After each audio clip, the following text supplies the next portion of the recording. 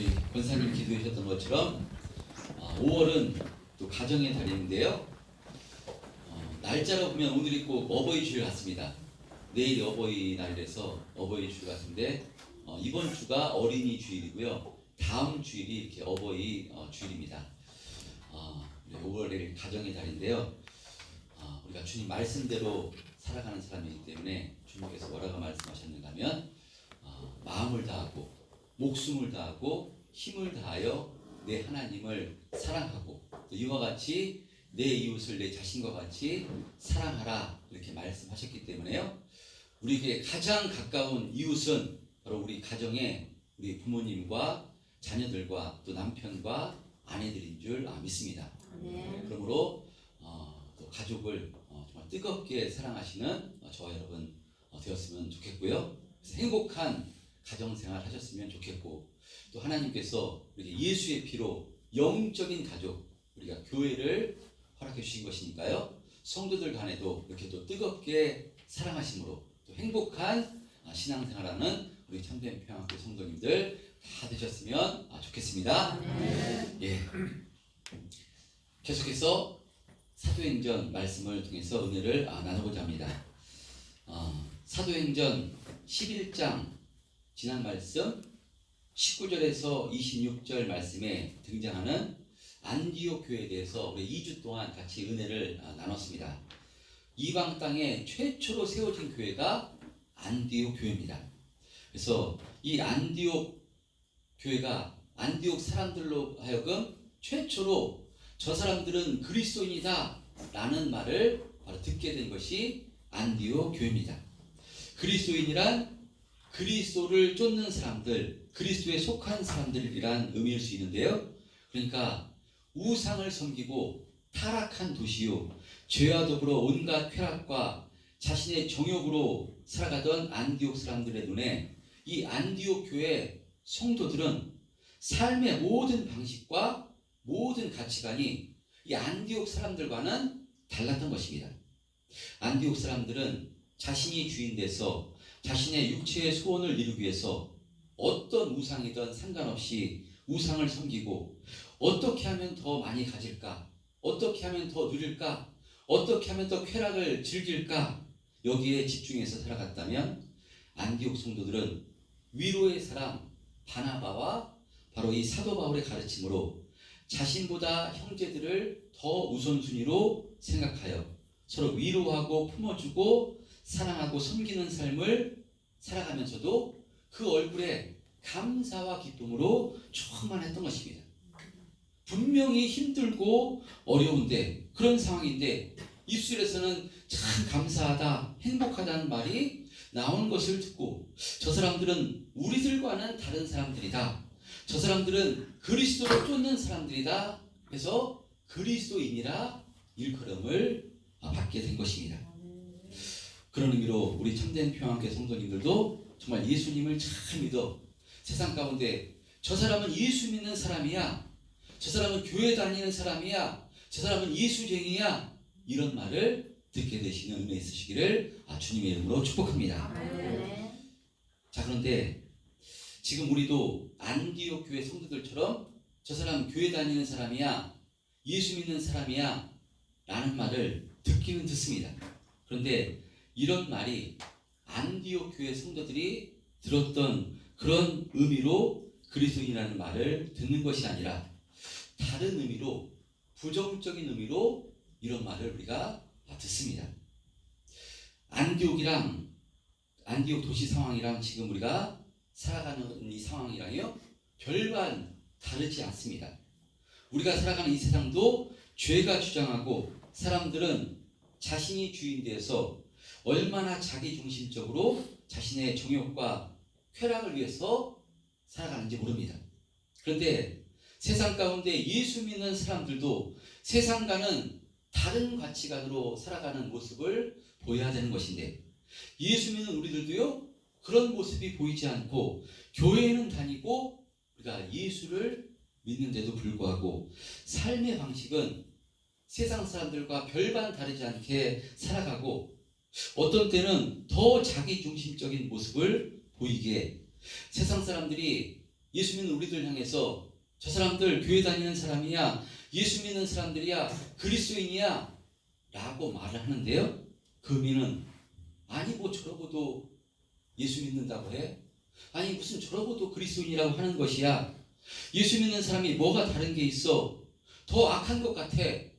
에이 난 저래서 예수 믿는 사람 저런 모습 때문에 난 교회 다니기 싫어 라는 부정적인 의미로 우리를 지금 예수 믿는 우리들을 바라본다는 것입니다. 물론 예수 믿는 사람들 중에 잘못된 부분, 어느 일부분의 사람들 때문에 전체적으로 이것이 확대해서 이런 모습으로 이렇게 우리가 평가를 받는 것일 수 있습니다. 그러나 우리 각자가 우리 때문에, 우리의 신앙과 삶의 모습 때문에 이렇게 예수 믿는 공동체가, 교회가 부정적인 모습으로 비춰진다면 우리는 하나님을 기쁘시게 해야 되고 하나님께 영광을 올려야 되는 사람인데, 우리 때문에 하나님의 영광이 가려지고 우리 때문에 교회가, 예수 믿는 사람들이 부정적인 모습으로 비춰진다면요, 이것은 정말 우리가 회개해야 되는 것이고요, 정말 우리가 그런 모습이 보이지 않도록 우리가 날마다 회개함으로 바꿔져 나가야 되는 줄 믿습니다. 그런 의미로 오늘은 다시 한번 이 안디옥 교회에 대해서 살펴보면서요, 우리 오늘 말씀을 통해서 우리의 신앙과 삶을 한번 점검해 보시고, 주시는 말씀을 통해서 우리의 신앙과 삶이 하나님이 기뻐하시는 모습으로 이렇게 또 변화되어 가기를 결단하시는 은혜가 되었으면 좋겠습니다. 자, 그런 의미로 오늘 본문 27절 한번 합독해 보겠습니다. 본문 27절 시작. 그때 선지자들이 예루살렘에서 안디옥에 이르니. 오늘 본문의 말씀은 그때라는 말씀으로 이렇게 시작되는데요, 그때란 어느 때인가면 우리가 지난 시간에 은혜를 나눴던 그때입니다. 스데반의 죽음을 기점으로 예루살렘에 큰 박해가 일어나는데, 그래서 예루살렘 교회 성도들은요, 생명을 유지하고자 뿔뿔이 흩어지게 됩니다.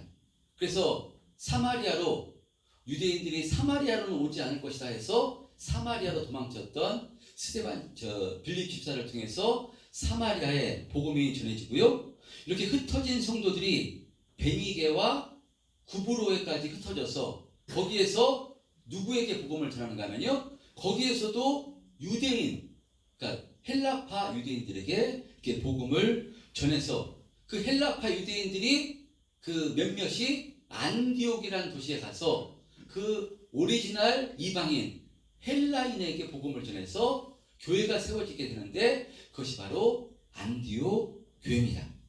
안디옥 어떤 도시였는가 우리가 지난 시간에 살펴봤습니다. 지중해 연안에 세워진 도시로서요, 로마 제국 내에서 로마 알렉산드리아에서 세 번째로 큰 도시가 바로 이 안디옥입니다.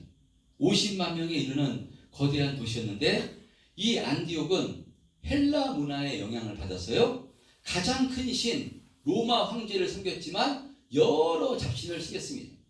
바카스, 또 아폴로 등 여러 가지 신을 섬겼고요, 이 로마 문화의 영향을 받아서 사치와 향락을 일삼던 한마디로 죄로 물든 도시가 안디옥이었습니다. 근데 이 안디옥의 복음이 전해져 교회가 세워지는데, 이 안디옥 교회는 성령의 역사하심 가운데 급속도로 부흥하는 역사가 일어납니다. 그러자 사람들이 많이 모여든다는 소식이 이 예루살렘 본교회까지 들려지게 돼서요, 이것이 진짜 하나님의 은혜의 역사인가, 이것을 확인하고자 사람을 보내는데, 누구를 보내는가 하면요, 위로의 사람 바나바를 이렇게 파송합니다. 그래서 바나바는 이 안디옥에 도착해서 엄청난 성령의 역사를 바로 일어나는 것을 깨닫고요, 발견하고 성도들에게 무엇을 권면하는가 하면 바로 주와 함께 굳게 붙어 있으라 라고 이렇게 권면을 합니다. 왜냐하면 은혜의 역사, 성령의 역사 있는 곳에 악한 영의 역사, 마귀의 역사가 분명히 있는 것임을 바나바는 너무나 잘 알고 있기 때문에, 이 악한 역사는 교묘하게 성도들을 흔들고 이 주님에게서, 교회에게서 끊어놓으려고 교묘하게 유혹하기 때문에요, 주께 굳게 붙어 있으라 바나바가 권면을 하고요.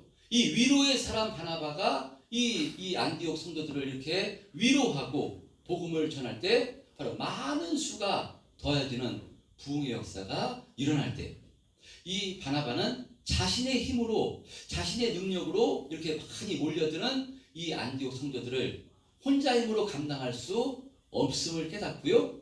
누구를 동역자로 부르는가 하면요.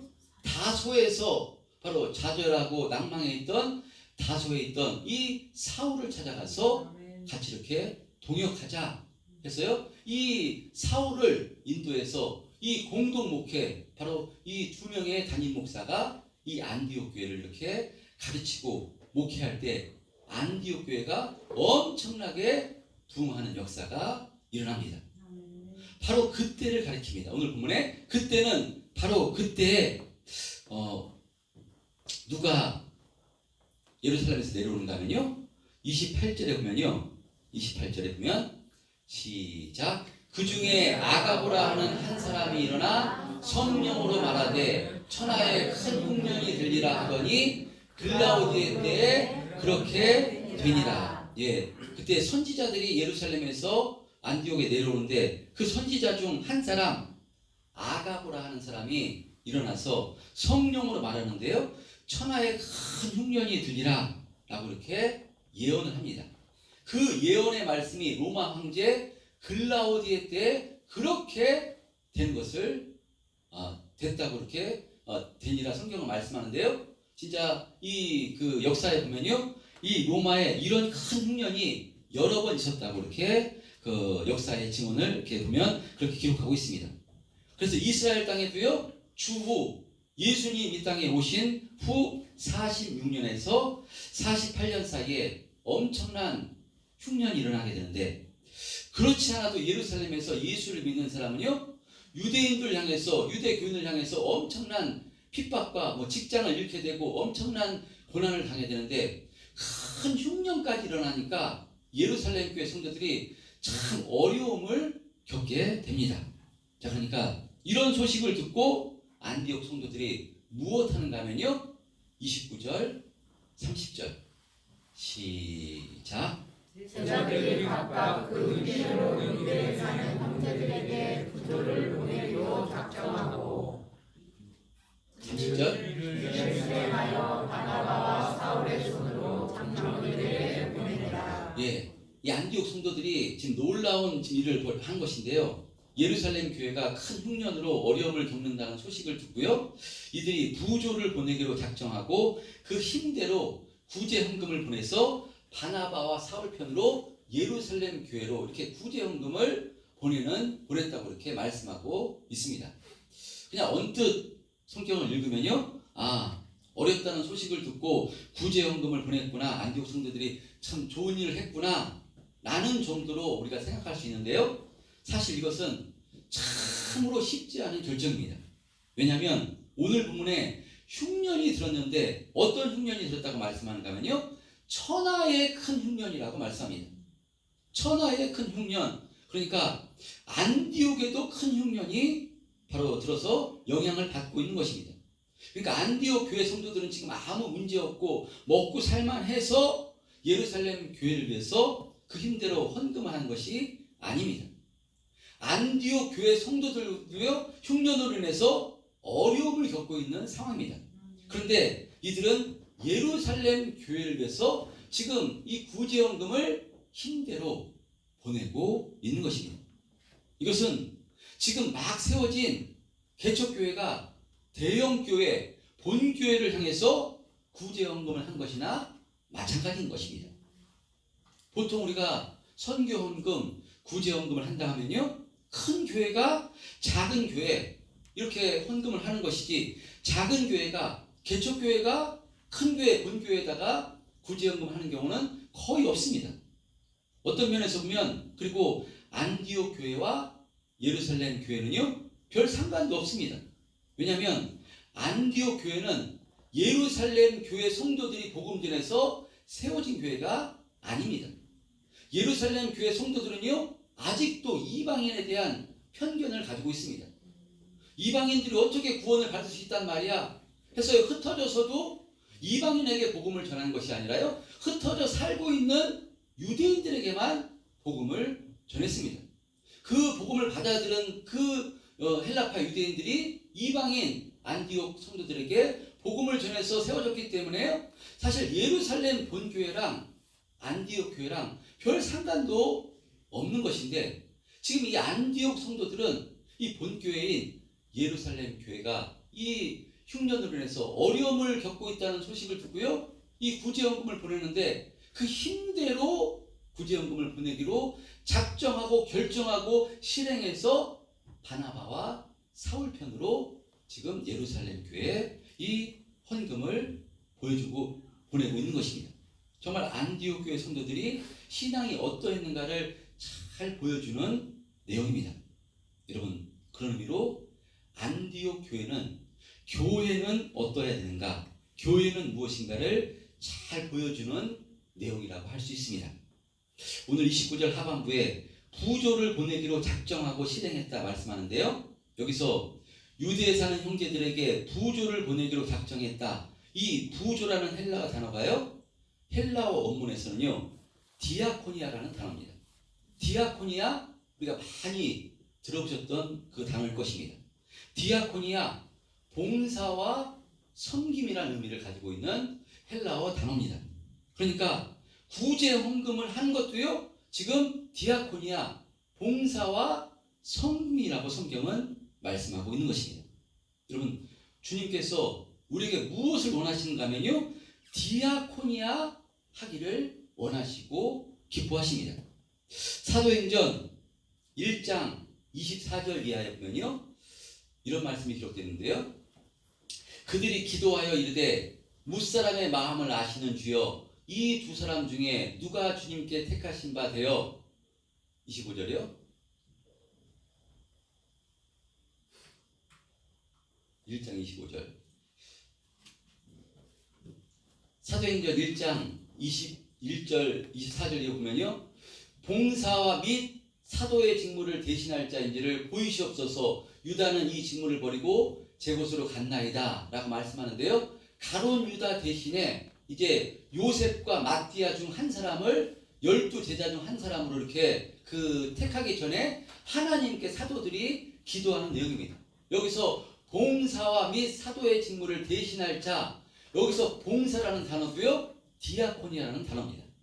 그러니까요, 사도의 역할이 무엇인가 하면, 제자의 역할이 무엇인가 하면요, 디아코니아입니다. 사도의, 제자의 가장 첫 번째 사명, 직무는요 디아코니아, 봉사와 섬김이었음을 성경을 이렇게 말씀하고 있는 것입니다. 그러니까요, 사도들의 직무가 디아코니아였듯이, 여러분 성도인 우리들도요, 우리들의 의무 역시 디아코니아요, 디아코니아가 우리의 사명인 줄 믿습니다.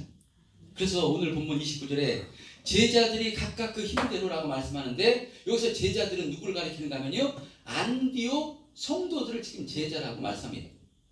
예수 믿어 구원받은 하나님의 자녀가 된 안디옥 성도들이 제자이듯이 우리들도 성령 받아 하나님의 자녀가 된 것이니 우리들도 제자인 줄 믿습니다.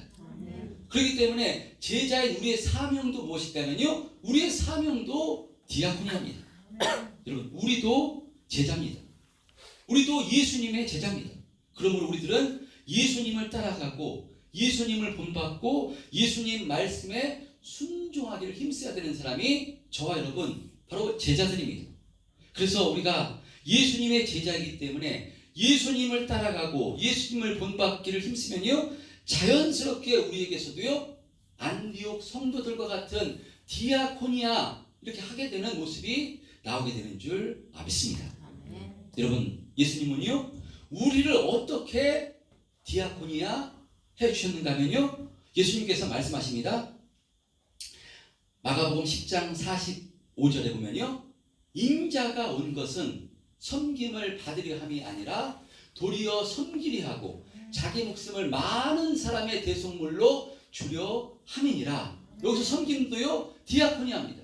예수님께서 이 땅에 오신 것은요 섬김을 받으려 이 땅에 오신 것이 아니라 도리어 섬기려 하고 자기 목숨을 많은 사람의 대속물로 주려 십자가에서 당신이 죽으심으로 우리에게 죄사함의 은혜를 허락해 주시기 위해서 이 섬김을 위해서 예수님께서 이 땅에 오셨다라고 말씀합니다. 아멘. 예수님께서는 우리를 죽기까지 섬겨주심으로 그 십자가의 죽으심으로 우리가 영원한 생명 하나님의 자녀가 된 것이요 예수님의 제자가 된 것인 줄 믿습니다. 아멘.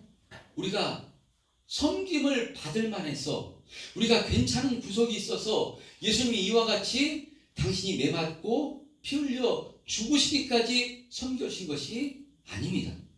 아무 자격 없고 하는 짓이라고는 하나님의 마음을 아프게 해드리고 오직 죄만 짓고 죄 가운데 있었던 우리들에게 이와 같은 섬김을 통해서 최고의 섬김, 최고의 사랑을 베풀어 주신 것이니까요. 이것을 기록된 하나님의 말씀을 통해서 성령을 통해서 깨달아 알게 돼서 이것이 믿음되면 우리도 안디옥 교회 성도들처럼 자연스럽게 섬김의 모습이 디아코니아가 나오게 되는 줄 믿습니다. 아멘. 저는 그런 의미로 우리 참된 평안교회 성도님들이 모두 다 예수님이 기뻐하시는 제자가 되었으면 좋겠습니다. 아멘. 예수님의 제자가 될 때 예수님이 섬김의 삶을 사셨듯이 우리도 섬김의 삶을 살게 되는 것이고 우리도 안디옥 교회 성도들이 디아코니아를 한 것처럼요 힘을 다해 섬김의 삶을 살게 되는 줄 믿습니다. 아멘. 오늘 본문에 등장하는 안디옥 교회 성도들 흉년이 들어서 자신들의 형편이 어려운데 본교회인 예루살렘 교회가 어려움을 겪고 있다는 소식을 듣고 부조를 보내기로 작정하는데 어떻게 돕기로 작정하는가 하면요 그 힘대로 돕기를 작정하고 실행하는 것을 볼 수 있습니다. 그러니까 이것은 구제헌금을 하면서 어쩔 수 없이 억지로 하는 것이 아니라요 형제를 도울 수 있음에 감사함으로 그 힘대로 행하고 있는 것입니다. 여러분 이런 모습이 저와 여러분의 모습이 되었으면 좋겠습니다. 예수님의 제자가 되면 자신의 형편이 부족함에도 섬길 때에도 그 힘대로 섬길 수 있게 되는 것이고요. 섬기고 봉사하면서도 억지로가 아니라 자신이 누구를 도울 수 있음에 감사함으로 행하게 되는 것입니다. 여러분 이렇게 형제를 돕고 형제를 위해서 봉사와 섬기는 삶을 살 때 하나님께서는요 그것을 기억해 주시고요 반드시 축복해 주십니다. 할렐루야. 아멘. 잠언서에 이렇게 말씀합니다. 잠언서 19장 17절에 보면요 시작 가난한 자를 불쌍히 여기는 것은 하나님께 꾸어드리는 것이니 그의 선행을 그에게 갚아 주시리라. 가난한 자를 불쌍히 여기는 것은 하나님께 꾸어드리는 것이니 그 선행을 그에게 하나님께서 갚아주시겠다라고 말씀합니다. 어렵고 힘든 형제들 위해서 구제하고 섬기는 것 이것은 곧 하나님께 꾸어드리는 것이니까요 하나님께서 갚아주시는데 이것은요 또한 우리가 보물을 하늘 창고에 우리가 보화를 쌓는 것입니다. 형제를 위해서 구제하면 이 땅에서도 하나님께서 더 구제할 수 있도록 더 섬길 수 있도록 하나님께서 또 풍성한 은혜를 베풀어 주시지만 이 땅에서 혹시 하나님께서 그렇게 아니하신다 할지라도요 이것은 하늘 창고에 우리가 보관해 놓는 것이기 때문에요 하늘나라에서는 하나도 우리의 행하는 행동이 땅에 떨어지지 않고요 하나님께서 전부 다 기억하셔서 하나님께서 바로 축복해 주시고 은혜를 베풀어 주시겠다고 말씀하는 것입니다. 여러분 그래서 예수님께서 이렇게 말씀하십니다. 누가복음 6장 38절에 예수님께서 이렇게 말씀하십니다. 시작 주라 그리하면 너희에게 줄 것이니 곧 후이 되어 누르고 흔들어 넘치도록 하여 너희에게 안겨주리라. 너희가 헤아리는 그 헤아림으로 너희도 헤아림을 도로 받을 것이니라. 여러분 안디옥 교회 성도들이 자신들도 지금 흉년이 들어서 어렵습니다. 자신들도 어려운데 이 본교회 예루살렘 교회가 더 어렵다는 소식을 듣자요 그들이 그 힘대로 부조를 보냅니다. 그럴 때 이 안디옥 교회가 어떤 은혜와 축복을 받는가 하면요 이 안디옥 교회가요, 하나님께서 은혜를 베풀어 주셔서요, 세계 선교를 감당하는 이 선교 기지로 안디옥 교회를 사용하셨음을 볼 수 있습니다. 예루살렘 교회, 큰 교회, 성령과 은혜가 충만히 많았던 사도들이 있었던 예루살렘 교회를 선교 기지로 쓰시는 것이 아니라요, 하나님께서 이 안디옥 교회를, 이 세계 선교를 감당하는 그 선교 기지로 안디옥 교회를 사용하셨음을 볼 수 있습니다. 그래서 기독교 역사 가운데요, 가장 훌륭하고 가장 본받는 교회로 안디옥 교회를 하나님께서 칭찬하시고요, 성경에 안디옥 교회에 대해서는 부정적인 내용이 전혀 기록되어 있지 않습니다. 고린도 교회, 성령과 은사가 충만했던 교회, 막 이런 교회, 우리가 오늘 가정주의를 맞이해서 성식교독을 이 95페이지, 이 95장을 했는데요, 이 고린도 교회는요, 방언의 은사, 신유의 은사, 엄청난 은사가 더 많고 정말 능력이 임했지만요, 그 교회는요, 서로 하나 되지 못하고 분파도 날리고 여러 가지 그런 모습이 보였음을 볼 수 있습니다.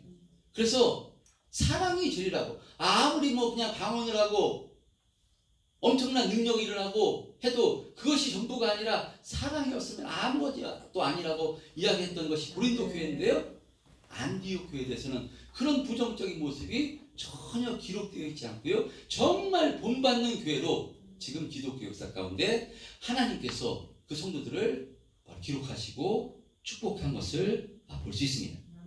할렐루야. 아멘. 여러분, 무엇 때문에 이렇게 안디옥 교회가 칭찬을 받고 하나님께 쓰임 받은 것입니까?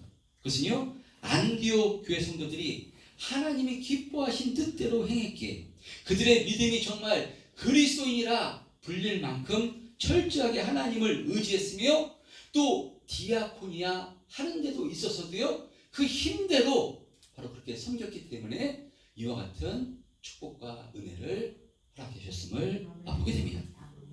그런 의미로 말씀을 준비하면서 우리 교회도 더욱더 힘있게 섬기고 부지하고 선교하는 교회가 되었으면 좋겠다라고 생각되었습니다.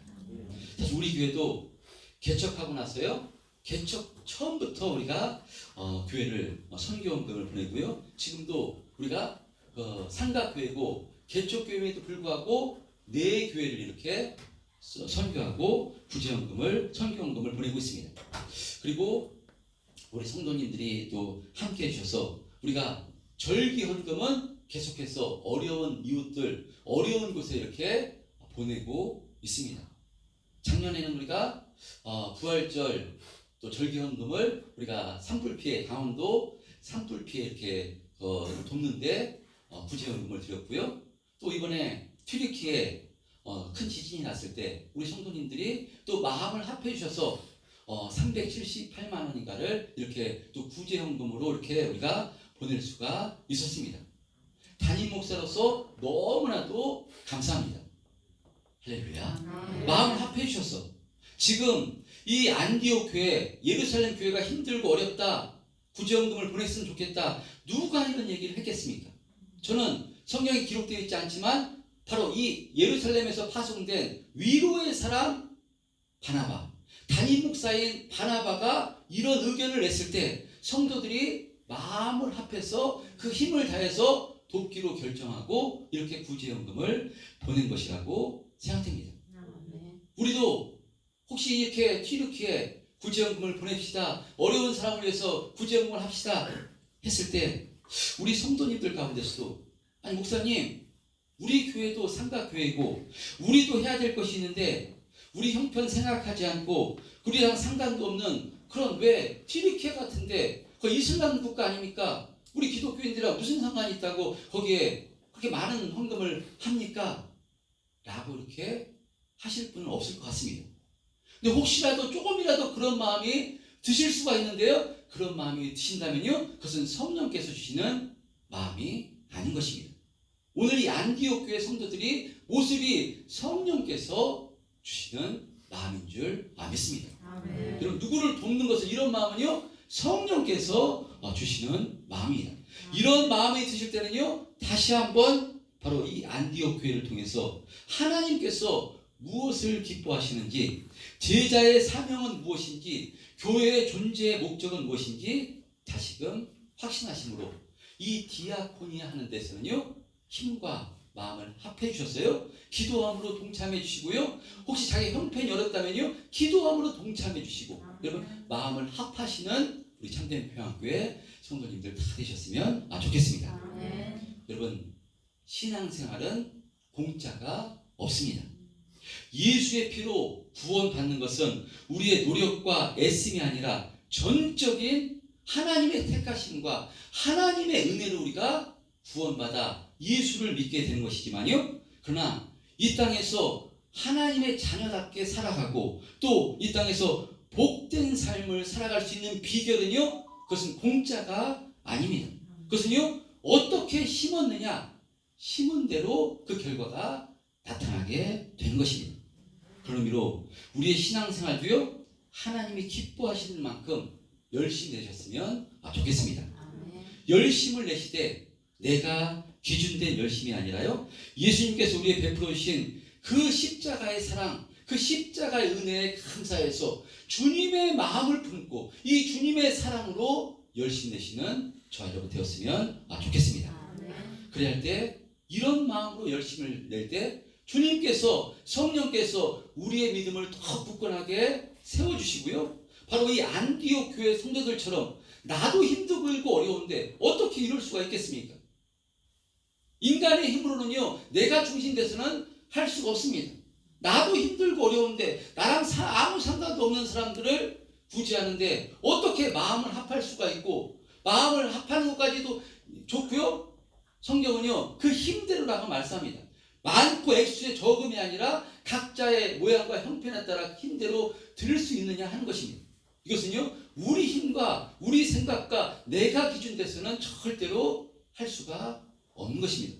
이것은요 주님의 심정, 주님의 마음, 하나님이 무엇을 기뻐하시는가 이것이 믿음으로 세워지게 되면요 이렇게 디아코니아를 하면서도요 그 힘대로 드리면서도요 억지로가 아니라요 저 눈치를 보면서 하는 것이 아니라요 정말 감사와 기쁨으로 이것을 감당할 수 있게 되는 줄 믿습니다. 이러한 믿음이 세상이 감당하지 못하는 믿음인 줄 믿습니다.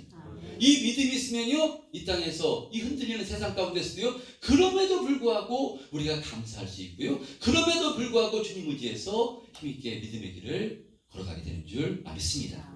바로 이 땅을 승리하는 비결이 뭐냐? 바로 이와 같은 믿음이 세워질 때 바로 이와 같은 승리하는 삶을 살 수 있는 것이고요. 디아코니아를 하면서도 우리가 교회를 섬기면서도 형제를 섬기면서도 형제를 붙들어 주면서도요 정말 붙들어 줄 수 있음에 너무 감사하고 도울 수 있음에 감사하고 예배 드릴 수 있음에 감사하고 찬양할 수 있음에 감사하고 기도할 수 있음에 감사하고 중보기도할 수 있음에 감사하고 이런 모든 것을 감사로 감당하게 되는 줄 믿습니다. 근데 내가 기준이 안 되면요 바로 나는 이렇게 하는데 왜 저 사람은 저렇게 하지 않는가 이렇게 자기 기준으로 상대방을 바라보기 때문에 악한 마귀가 교묘하게 자기가 기준일 때는요 교묘하게 시험을 들리게 만들어서 바로 시험 들리게 만들고 주님에게서 떠나게 만드는 것이 이 마귀의 역사이기 때문에 그래서 바나바는 이것을 너무나 잘 알고 있기 때문에 위로의 사람 바나바는 바로 죽게 굳게 붙어 있으라. 바나바는 설교를 잘하는 사람이 아닙니다. 위로를 잘하는 사람입니다. 그래서 자신의 혼자로 말씀을 잘 가르치기가 힘들어서 말씀의 능력보다는 위로의 사역이 더 맞는 사람이기 때문에 말씀 사역은 바로 사도 바울을 불러서 말씀 사역을 감당하게 만들고요. 자신은 위로하고 품어주고 하는 것을 잘 감당했음을 보게 됩니다. 그래서 둘이 조화가 잘 맞으니까요. 이 목회를 하는 이 바나바와 이 사도 바울을 통해서 안디옥 교회가 크게 부흥하고 하나님이 기뻐하시는 선교 사역을 잘 감당했음을 보게 됩니다. 우리 교회도 여러분 이와 같이 주님의 마음을 품어서 정말 디아코니 하는데 기쁨과 감사함으로 잘 감당하고 하나님께서 책임져 주시고 축복해 주시는 우리 교회와 우리 성도님들이 다 되시기를 주님의 이름으로 축원드립니다.